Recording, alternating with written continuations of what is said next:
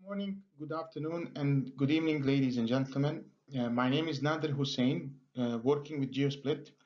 I have a pleasure to present to you the case study of first deployment of quantum dot gas inflow tracers in horizontal dry gas well in China.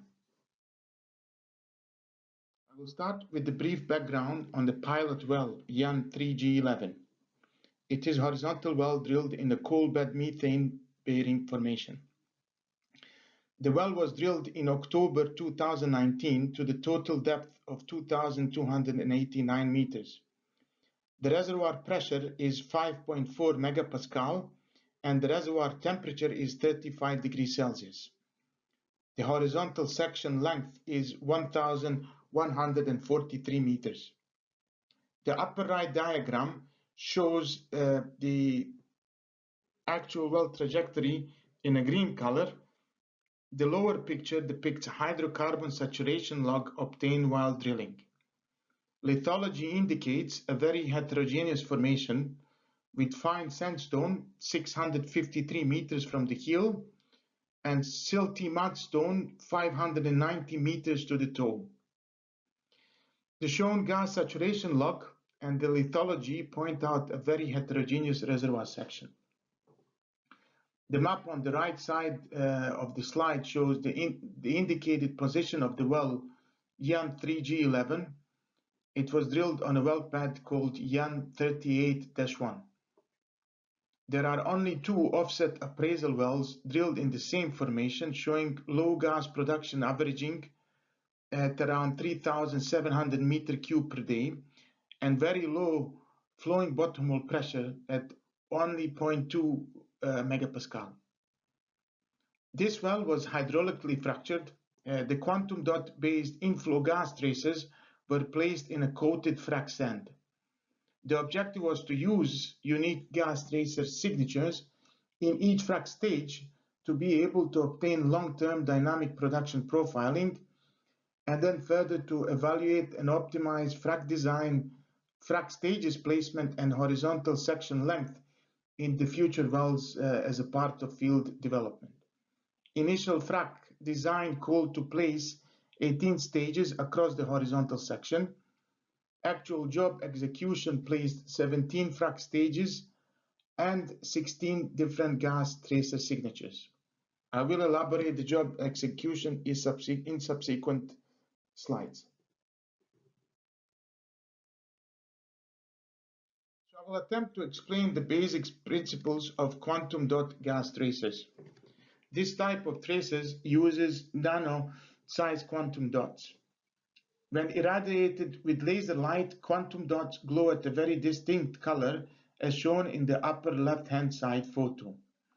The combination of different quantum dots create a set of signatures. The quantum dots are placed in polymeric spheres up to 1 micron in size shown in the picture. The picture shows two different spheres containing two different codes. The first code has red and green quantum dot combination, and the second code has red and blue quantum dot combination. As shown in the table, the pilot well design calls for 18 different gas tracer codes, basically a unique code for each stage. So moving on to the next part. So basically the polymeric spheres containing quantum dot signatures are placed in the composite coating material applied to a fracturing propellant or sand. In case of Yan 3G11, the natural sand was coated for the stages. During the job execution in the well Yan 3G11, while pumping stage 7, screen out occurred and not all the tracer coated propellant was placed. The end user decided to pump the same tracer signature for, which is marked as a QD7 in the table for both stages number 7 and 8. Also, during the job execution, it was decided to skip stage number 15. So moving on to the next step, once well is put on production after the fracturing operation and the dry gas phase gets into contact with the coated frac sand with the gas tracers. The same controllably, basically the gas tracers are controllably released into the gas stream. The number of gas traces released in the flow is directly proportional to the gas flow velocity. Gas traces are captured on surface in a bypass line which contains a series of membranes. The traces are removed from the membranes using ultrasound bath and transferred into distilled water as shown in the picture. I will go into more details for the gas sampling in subsequent slides, but it's worth mentioning that during the sampling process, the well does not have to be shut in. The next step is to perform sample analysis in the lab environment. The analysis uses a flow cytometry technique adopted from the biotechnology. The same is used to analyze and sort different cell populations or small particles of nanoscience. The machine learning-based software is used to accurately sort and count different traces that are found in each fluid sample. So the last stage, basically the count and sorting of different codes, allows an accurate qualitative and quantitative analysis of a dry gas flow. In this slide, I will briefly talk about the fracturing design. The horizontal section is completed with cemented liner, therefore plug and perf hydraulic fracturing method was used in this well. To gain surface efficiency, end user deployed a cold tubing conveyed abrasive jetting technique to perforate predefined intervals. You can see the bottom hole assembly in the lower left corner. This is the bottom hole assembly used for the abrasive jetting. The key concept in shown bottom hole assembly is the packer that isolates the target zone and allows abrasive jetting and subsequently fracturing operation of that zone, which is always above the packer. The fracturing operation is then performed from the annulus between the cold tubing and casing. The end user is able to set and unset the packer 4 times, enabling to pump 4 stages before pulling out the assembly from the hole. In this well, the 278 cold tubing pipe size was used, and the average abrasive jetting pump rate was 0.6 meter per minute, whereas average fracturing pumping treatment was 6 meter cube per minute. The upper right hand side picture shows the frac sand grain with the composite coating that contains the gas traces. The thickness of the coating is 14 microns.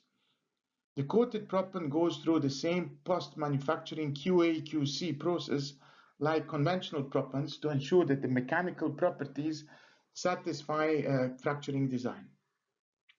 The coated proppant is placed at the last pump stage for each fracture to ensure the right coverage of the frac face. Frac simulator shown on the slide is used to model the volume of the coated proppant that is placed in each stage. So you can see the surface area in green, and this is the area that simulates the volume of coated proppant, which is fully covering the frac face in the wellbore.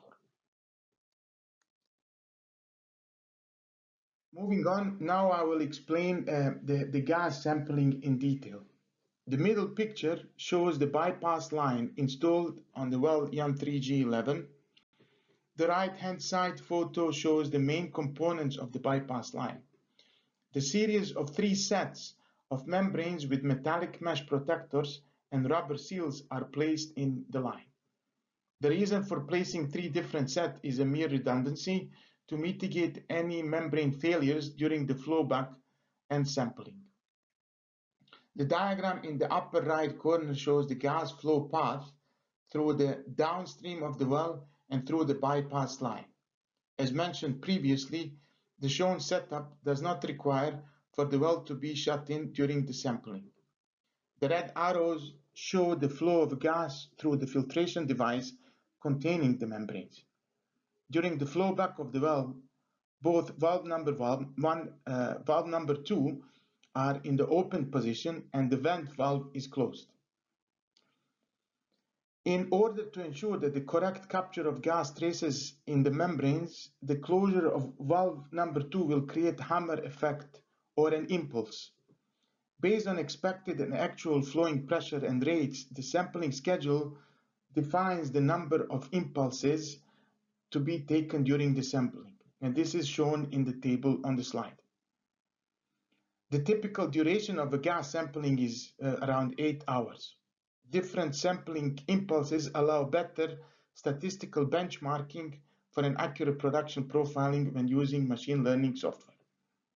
Once the sampling is finished, it is essential to close valve number 2 first, then valve number 1, open the vent valve, check the pressure installed on valve number 1 that it shows the atmospheric pressure, and only then the bypass line can be removed to remove the membranes and capture the gas traces in the ultrasound path.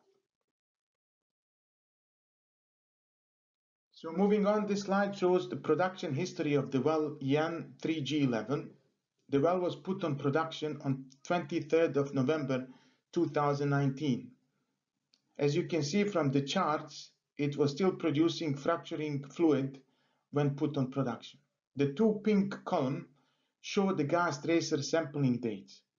Those were performed on the 11th of December 2019 as the first sampling, and second sampling was performed on 24th of April 2020. Those were the only two samples performed on this well as of today. The steep decline in bottom hole pressure and gas production curves over a 6-month period give the end user insights for the potential next steps to improve the recovery. The gas production raised to approximately 22,000 meter cube per day, which was actually 10 times more compared to the offset wells, but then quickly halved to 11,000 meter cube per day only in 6 months. The bottom hole pressure steep declined from 4 megapascal to 0.5 megapascal in a 6-month period, shows actually the same trend like the offset wells, indicating potential need to maintain reservoir energy in order to increase the recovery of this cluster of the field.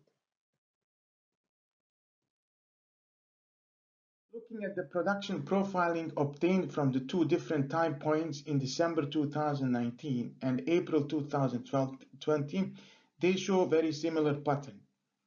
Most of the production came from the heel and the toe of horizontal section.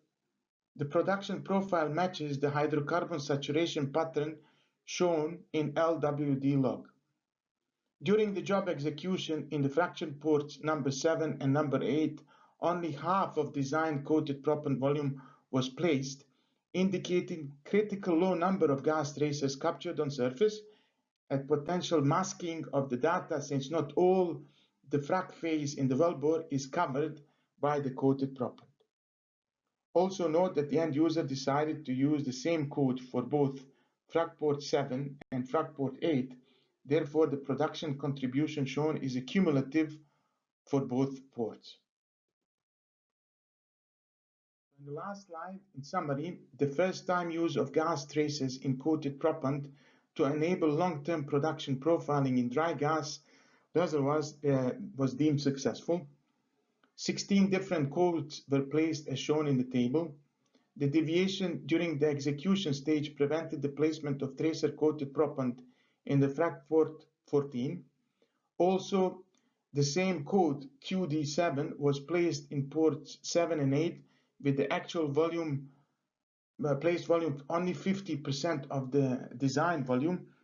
Basically, design was 3 tons per stage and the placement was only 1.5 tons for the stages 7 and 8.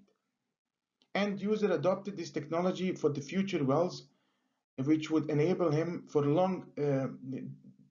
long-term dynamic production surveillance, avoiding well intervention, and thus reducing HSE and operational risks, and obviously reducing operating costs. Furthermore, the production profiling of each frac stage delivers insights helping to optimize the frac design the frac placement and horizontal section length, which ultimately then allows the end user for a better reservoir management and hydrocarbon recovery.